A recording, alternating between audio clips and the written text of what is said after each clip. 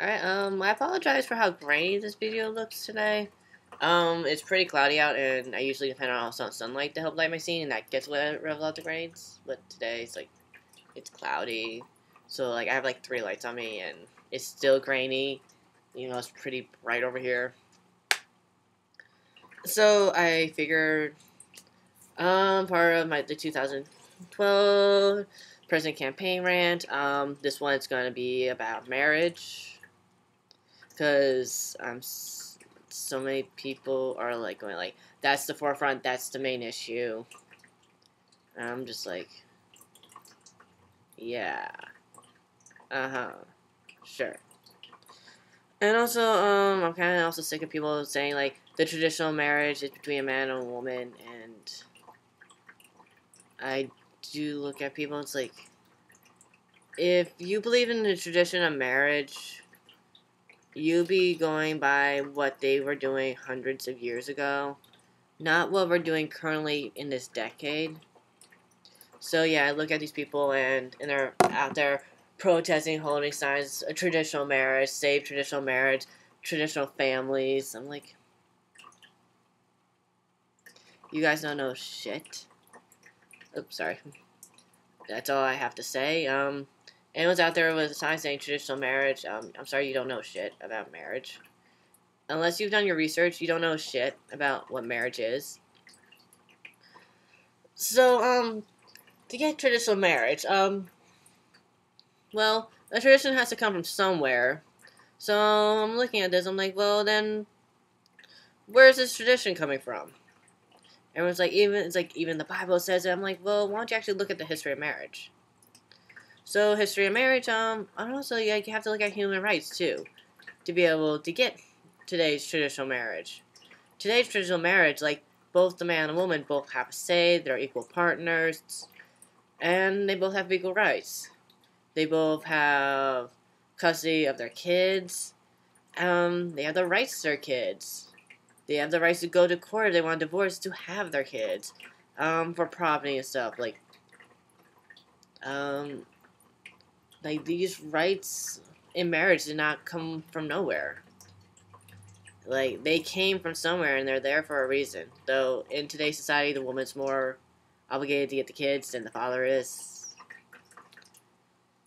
So,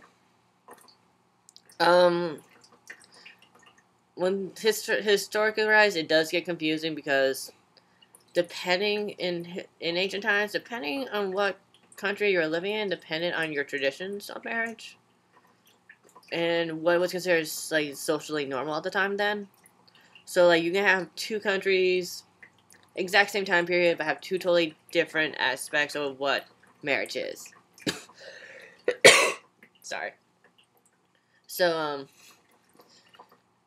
well, even this part is even in the Bible, where back in ancient times, it was okay to have multiple wives. That was completely fine. That was completely normal. And, I forget what the name is, but people in this country does want the right to marry multiple people. And I'm like, that is one of our oldest, almost, recorded historical forms of marriage. I'm wondering why people won't let these people this is, one of the first forms of marriages, just let them do it. And it's in the Bible, so I'm well, you can't argue with that. Yeah, it's yeah, there was, multiple men married multiple women and stuff, and also marrying multiple women also was also a sign of how much wealth you had. I know it really was in in Asian cultures. I haven't really looked up to see if it probably is the same in Europe and Middle East countries. So Asia is part of Middle East, but I mean Arabia and stuff, those areas. So yeah, it was completely fine to have multiple wives. And again, I like to remind people, in this day and age, women stuff have equal rights as to men. Back then, women were not humans. Women were property and birth machines, and were expected to take care of the house.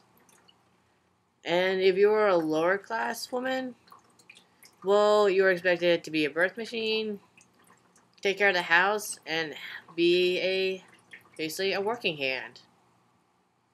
And also, like, back in older times, like, a woman was not considered, like, really part of the family. Like, the reason why a son was more preferred compared to a woman was, like, a woman was considered, like, a short-term family member. A man was considered a long-term family member. Like, when the woman got married, it was really common that she never heard from her, like, birth family again. Like, she was gone.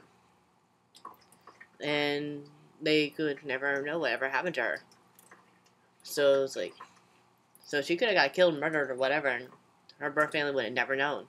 They could have never known that she died during childbirth. Because, basically, it was very common to lose contact with your daughters after that. And, like, while the man was considered, like, part of the family forever, like, if he married a wife, the wife was being brought to the family. She was being taken from her family and being brought to the family. So, like, that was marriage. Like, that was marriage back then. This day and age, like, man and woman get married, woman doesn't leave her family. Man doesn't stay living in the exact same house as his parents for his entire life. Well, actually, due to the economy, people are moving back in with their parents, with their families. So right now, like, we're in a bad economic situation. But I'm just saying, like, in general, it's like, both sides of the spouses keep in contact with their family members. It's, like, and to not keep in contact with family members is considered taboo now. It's like, those people raised you, like, you should keep in contact with them. They're part of your family. Okay, the next thing I'd like to bring up, marrying for love did not become a possible thing to do until, like, the Industrial Revolution. The Industrial Revolution allowed women to work alongside men and get paid. It allowed the women to actually work and get paid and be able to support themselves. So, like, you got the first sign of women equality coming in the Industrial Revolution. So, both spouses can now support each other in the Industrial Revolution, so they can actually go, and also you have all these machines and stuff that are making their stuff for them. They no longer have to depend on someone who has skills to make their stuff by hand. So when the Industrial Revolution hits and everything's being made in factories, people are allowed to marry for love now. Because before then, you did not marry someone for love. Like, there was a saying back then, like, marry for love, go to bed on an empty stomach. Because you wanted to marry someone who had skills and could take care of you, and you could take care of them. Like, you were marrying someone who was going to ensure your survival. But if you marry someone out of love because you love them, but they had no skills, like, you're both royally fucked. So, yeah. So, before Industrial Revolution, like, the idea of marrying for love was,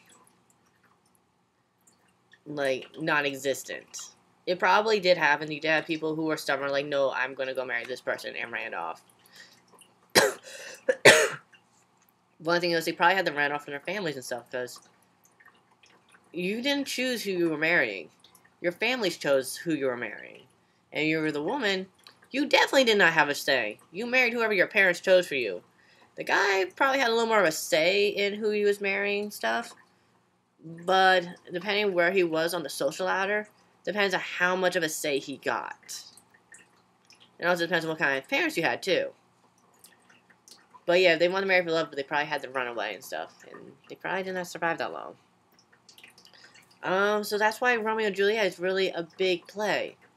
Especially for that time period, because you had a time period where people are not marrying for love. Like, they can't marry for love.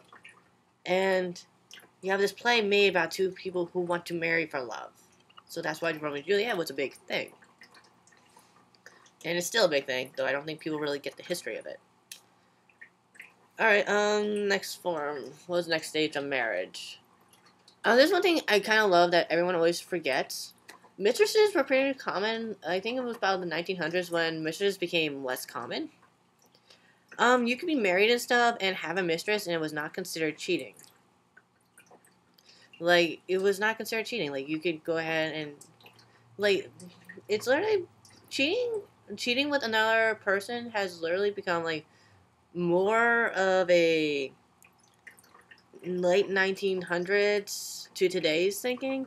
Because before then, like, people did have mistresses and stuff, and by social standards, it wasn't considered cheating because the wife was property. The wife did not have a say. It was considered property, and also it wasn't considered love. Like, if you did not plan to take care of this person and stuff, it was kind of basically considered okay. Like, yeah, you paid this person some money, give you a good time. You have no plan to take care of them or make them your spouse. Like, it was considered okay. So it was alright to go ahead and have fun with other people, your wife. Well, it wasn't alright for the wife to go out and have fun. She was expected to remain pure for you for all times. But for men, it was alright. So, traditional marriage? I'm not seeing it. Next part of this. I'm trying to think what's the next part. Like, women didn't really start getting rights. Even in the revolution, they still didn't have rights and stuff. But people were more having a say, like, by the American Revolution, like, people were, like, there was a nice diversity. People were having more of a say of who they wanted to marry and choosing who they wanted to marry rather than having their families choose it for them. But there were still groups of people where people, like, their families would choose who they would marry. So you still had that division going on. Like, some people chose who they wanted to marry, some people did not. Or couldn't. So, yeah, it's like traditional marriage. According to what I'm seeing, like, traditional marriage is actually your parents telling you who to marry. And choosing your spouse. And you have no say to that. So that basically sounds like what traditional marriage is. Okay, what really shook marriage was the new thing was women's gaining rights, women being equal to men and stuff, and having the exact same say in marriage. Because, like, a woman, before women got rights, a woman could not divorce her husband. That was against the law. A woman was not allowed to divorce her husband. The husband can divorce his wife if it turned out she was infertile and could not give him children. Because I'm safe to say this, the reason why the government wants people to get married, because they want you to have lots of babies, so that way they can have more people they collect tax from and stuff, and make the population grow bigger, so that way they can have a bigger society to rule over. And the more people who are out there who can give them tax money, they're happy. Like, that's one reason why a husband's allowed to divorce if his wife is unwilling to give him any more children or is infertile. So, yeah. But the wife was not allowed to get divorced. The wife was still considered property. And it was considered alright for the husband to beat her up and to abuse her. And it was considered socially fine. But then women started getting rights. So now women would be on the exact same terms. They can divorce their husbands if they want. They can fight for their children. Again, this is another thing before women's had rights and stuff. If the husband did choose to leave you and divorce a woman, he got control of the kids. You did not have say. Like, he basically automatically got the kids. The reason why he automatically got the kids, because, like, if you're a woman, you're expected to get paid less, have a hard time getting a job, and barely being able to support yourself. So, and the man gets paid more. You can easily get a job and having a steady income coming in, and will be able to support himself and his kids. And also, wives were still, even though, like, Industrial Revolution had hit and stuff, and women can work, it was still considered, like, women's place were in the homes. Like, once they started having kids, they did not belong in the factories or anything. They belonged at home raising the kids. That's what a traditional family is. So, You got that going on. So yeah, so next part that comes up here is race. Everything they're saying about same-sex marriage is the exact same thing that they were saying about interracial marriages. Like, literally, there was a Virginia couple, a white man and a black woman. They wanted to get married, but Virginia made it illegal for to get married. And they left their state and went to another state to get married. Virginia actually sent state cops at them to bring them back. And they were basically banned from ever coming back to Virginia again. Because this white man married this black woman. And during the civil rights movement, that's what this was. Like, people were saying, like, how, like, you cannot mix two races together. It is abnormal. It is dangerous. It's harmful to the children. I'm like, it sounds like everything we're hearing right now with same-sex marriage.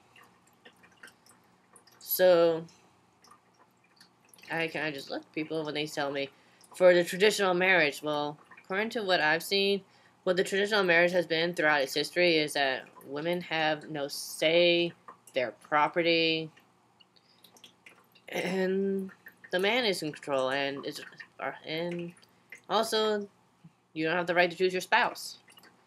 So you really want to look at the traditional marriage? When you look at the history of marriage, like, that's the traditional marriage. That is what our history is saying marriage is supposed to be. Like, the idea of being equal partners and stuff, and having the rights to your kids and stuff, and choosing who goes to work and who doesn't, that is actually a modern age idea of marriage. That is a modern day idea. That is not traditional marriage. And another thing I like to bring up that people, I'm like, going marriage between a man and a woman. Well, we also, like, out of marriage, we usually get families. And out of families, and family is not a mom and dad and 2 kids.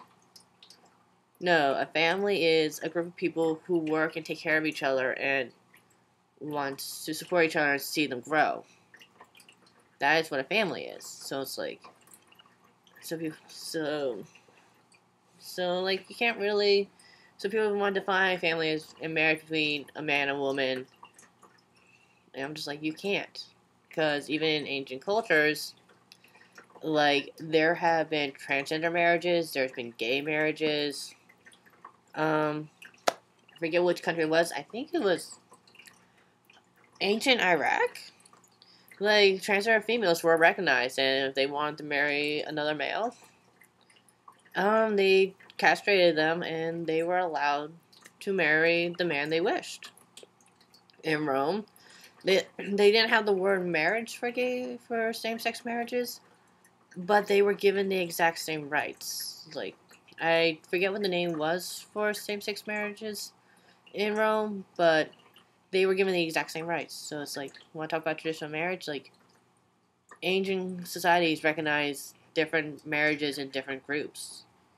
So, like, there was people marrying multiple people, there were people marrying same-sex people, there were people marrying transgenders, there were old men marrying young girls.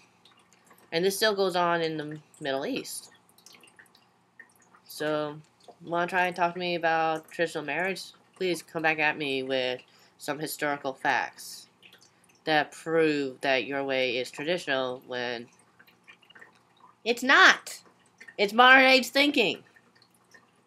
So yeah, I guess my next one is going to be on families, because everyone's like, family this, family that, or kids, because I'm really getting tired of seeing kids being thrown in the middle of this when I know parties really don't give a crap about kids. So, see ya.